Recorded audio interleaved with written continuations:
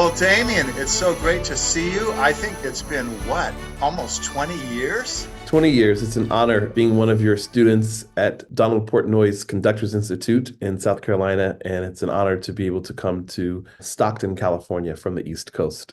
Yeah, well, that was a long time ago.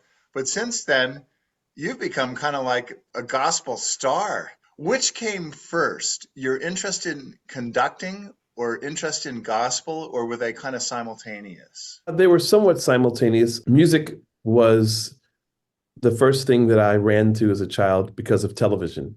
Actually, there was a network called PTL, Praise the Lord, with Jim and Tammy Faye Baker, that I would Aha. play along with my toy piano. But also, I loved watching Sherry and Lamb Chops. And a lot of times on her show, she would stop to conduct. And it wasn't until high school, one of my teachers, David Bezona, told me I should consider becoming a conductor. So then I made sure that all of my education from undergrad, piano performance, master's degree in music technology, and of course my doctorate in orchestral conducting were making sure that I could be a well-rounded musician to be able to communicate with the various instruments and also with American music. We have to be very well versed with conducting any style of music from any time period and just being aware of every genre, every type of rhythm, every type of melodic motif, everything. So it's exciting, but it's definitely a daunting task.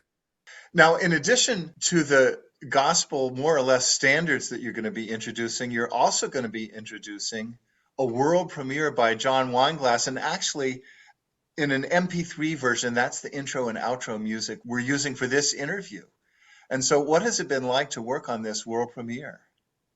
It's always exciting working with living composers. This music is very effervescent, it's fresh. And to me, it really feels like we're going on an epic film score. It brings a type of energy that I think will propel us forward as it's going to open this Gospel Inspirations concert. That is super. Let's rewind again just a little bit. What specifically drew you to gospel? What was the whole impetus and inspiration? Well, I grew up singing gospel music in church in Augusta, Georgia, and Jesse Norman also sang at my parents' wedding. Wait a minute. Jesse Norman sang at your parents' wedding? Yes, I was forced to listen to all styles of music.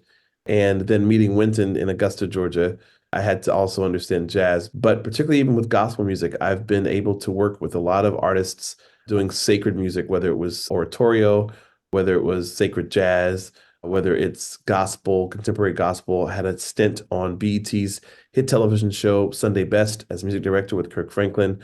I've had an opportunity to work and record with Karen Clark Sheard, the Clark sisters.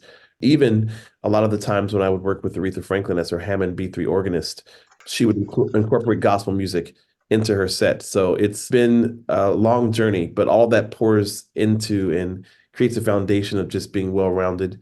One day I may be conducting a symphony of classical works, and the next day I may be playing Hammond organ and a jazz quartet, and then the next day I may be singing with Diana Ross. Or the next day I may be at Stockton conducting this Gospel Inspirations concert. But church is where I started in Augusta, Georgia with gospel music. It comes naturally to me. It's a very difficult genre because there's so many different styles of gospel, which we will feature on this performance. Like we have the song Glorious by Martha Menizzi, which has a type of Latinx flair with the rhythms and some montuno and things like that. And then we have more traditional sounding gospel or ballads, which to me sound like American songbook. And then we have other songs that are very modal and chordal, which you can definitely hear the jazz influences. And even if you want to think about Strauss, a tone poem, or Debussy, some impressionistic watery colors like Ravel. But now I'm thinking about my piano literature.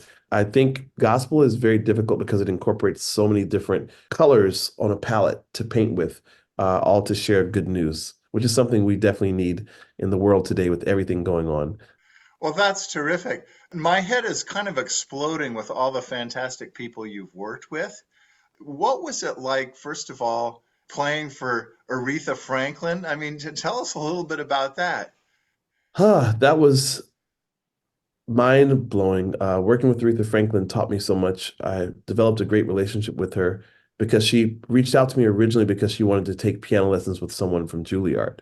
Then she said, "Oh, do you know any musicians that could play for me?" And I said, "Sure." I was going to not mention myself, but she said, well, I need you to find musicians or yourself. I still have this recording actually from the voicemail. I need them and sing maybe two or three of my songs, Amazing Grace and Say a Little Prayer for You, the one that Dionne Warwick made popular. Yeah. So it's interesting. I sent her the recording. I remember I was in Atlanta, Georgia, in my home state, and I tried to find a piano store to let me record. They did. And I sent her the recording, and she said, "Excuse me, Mr. Sneed. The playing was fine, but who was that singing?" I said, "That was me, Miss Franklin. No, I was playing and singing." And she wrote me back via email in all caps, "Mr. Sneed, you will have to understand that you have to pay attention when you're speaking with me. Again, your piano playing was great. I know you were playing, but who was singing? I need to know who that was singing because the voice sounds very familiar. It sounded a little like me." And I said, "Miss Franklin, that was me singing." So I actually had to sing myself. I couldn't find a vocalist at the last minute and play. And from that moment, she said, "Okay, you're going to go on the road with me to be a background singer, play piano and play Hammond organ."